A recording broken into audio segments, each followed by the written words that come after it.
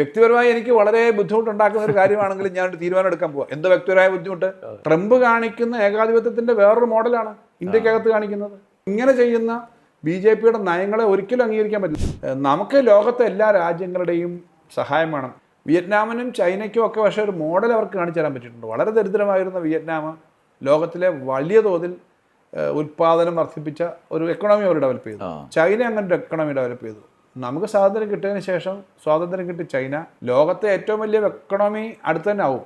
കാരണം കുറച്ചുകൂടെ ഹെൽത്തി ആയിട്ടുള്ള ഡെവലപ്മെൻറ്റ്, പ്രൊഡക്ഷൻ ബേസ്ഡ് ആണല്ലോ എപ്പോഴും എക്കണോമി എന്ന് പറഞ്ഞാൽ. ഈ കച്ചവടത്തിൽ കൂടെ പൈസ ഉണ്ടാക്കുന്നതല്ല, ഉൽപ്പാദനത്തിൽ കൂടെ പൈസ ഉണ്ടല്ലേ ലോങ് ടൈം നിൽക്കത്തുള്ളൂ. നമുക്ക് ഉൽപ്പാദനം വർദ്ധിപ്പിക്കുകയും മാർക്കറ്റ് വർദ്ധിപ്പിക്കുകയും ചെയ്യുക എന്നുള്ളത് പ്രധാനപ്പെട്ട കാര്യമാണ്. അത് ചെയ്യാൻ പറ്റും. ഇപ്പോൾ ഒരു തിരിച്ചറിവുണ്ടായിട്ടുണ്ട്. നരേന്ദ്രമോദി അദ്ദേഹം വിചാരിച്ചത് അവിടെ പോയി വോട്ട് ചോദിച്ചു, ഇന്ത്യൻ ഡയസ്പോറയൊക്കെ വിളിച്ചിട്ട് പിന്നെ ഇങ്ങനെയൊക്കെ കാര്യം പറഞ്ഞു കഴിഞ്ഞാൽ വളരെ നല്ലതാണെന്നാണ് വിചാരിച്ചത്. ഇപ്പം അദ്ദേഹം പറഞ്ഞു, വ്യക്തിപരമായി എനിക്ക് വളരെ ബുദ്ധിമുട്ടുണ്ടാക്കുന്ന ഒരു കാര്യമാണെങ്കിലും ഞാൻ തീരുമാനം എടുക്കാൻ പോവാം. എന്താ വ്യക്തിപരമായ ബുദ്ധിമുട്ട്?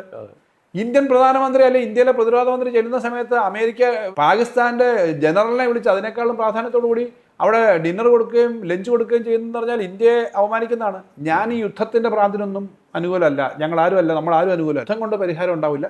ചിലയിടത്തൊക്കെ നമുക്ക് നമ്മുടെ പ്രതിരോധത്തിന് ആവശ്യമായ ആയുധങ്ങളും നമ്മുടെ നേരെ വന്നാൽ നമ്മൾ നേരിടണം. പക്ഷേ അങ്ങനെ ഉള്ള ആ യുദ്ധത്തിനെ അഗ്രവേറ്റ് ചെയ്യുന്ന തരത്തിലുള്ള സമീപനമല്ലേ അമേരിക്ക എടുത്തത്.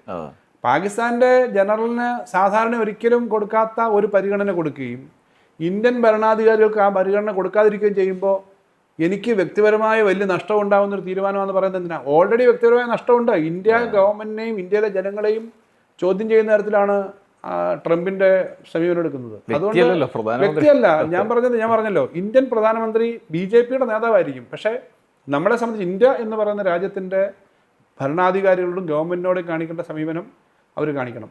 ഇന്ത്യക്കകത്ത് BJP ഗവൺമെന്റ് ചെയ്യുന്ന നിലപാടുകളെ അതിശക്തമായിട്ട് എതിർക്കേണ്ടതാണ്. ഇപ്പോൾ ഏറ്റവും കൂടുതൽ ഇലക്ഷൻ കമ്മീഷനെ ഉപയോഗിക്കുന്നത്. ഇങ്ങനെ ഇലക്ഷൻ കമ്മീഷനെ ഉപയോഗിക്കുന്നുള്ള പരാതി വരുന്നു എന്ന് പറയുന്നത് തന്നെ വലിയ ലജ്ജാകരമല്ലേ? ഇന്ത്യയിലെ നിയമനങ്ങളുടെ കാര്യത്തിനകത്ത്, ഇന്ത്യയിലെ ഏറ്റവും പ്രധാനപ്പെട്ട നിയമനങ്ങളുടെ കാര്യത്തിൽ പാർലമെന്റിനെ ആകെ നിഷ്പ്രഭമാക്കുന്ന തരത്തിലേക്ക് അത് കൈകാര്യം ചെയ്യുന്നു. ട്രംപ് കാണിക്കുന്ന ഏകാധിപത്യത്തിന്റെ വേറൊരു മോഡലാണ് ഇന്ത്യക്കകത്ത് കാണിക്കുന്നത്. അതിനകത്ത് യാതൊരു സംശയമില്ല. കാരണം അങ്ങനെ കാണിക്കാൻ പാടില്ല. ഇപ്പം കേരളത്തിലെ വിദ്യാഭ്യാസം എന്ന് പറഞ്ഞാൽ എൻ്റെയോ നിങ്ങളുടെയോ ഇടതുപക്ഷ മുന്നണി ഗവൺമെൻറ്റിൻ്റെയോ വലതുപക്ഷ ഗവൺമെൻറ്റിൻ്റെയോ അല്ലല്ലോ.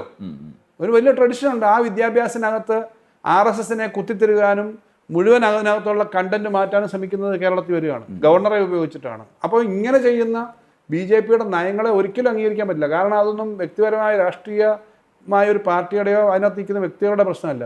ഒരു സിസ്റ്റം ഉണ്ട് നമുക്ക്, ആ സിസ്റ്റത്തിനെ തകർക്കുന്നു എന്നുള്ളതാണ്. അപ്പോൾ അങ്ങനെ ചെയ്യുന്നതിനെ എതിർക്കുമ്പോൾ തന്നെ ഇവർ ഈ അമേരിക്കയ്ക്കെതിരെ അതിശക്തമായ നിലപാടെടുക്കാൻ മുന്നോട്ട് പോകണം എന്നാണ് നമ്മുടെ അഭിപ്രായം. അതിനകത്ത് നമ്മുടെ എക്കണോമിയെ ശക്തിപ്പെടുത്താൻ ഓരോ സംസ്ഥാനവും ഒരുമിച്ച് നിൽക്കുമെന്നാണ് ഞാൻ പ്രതീക്ഷിക്കുന്നത്.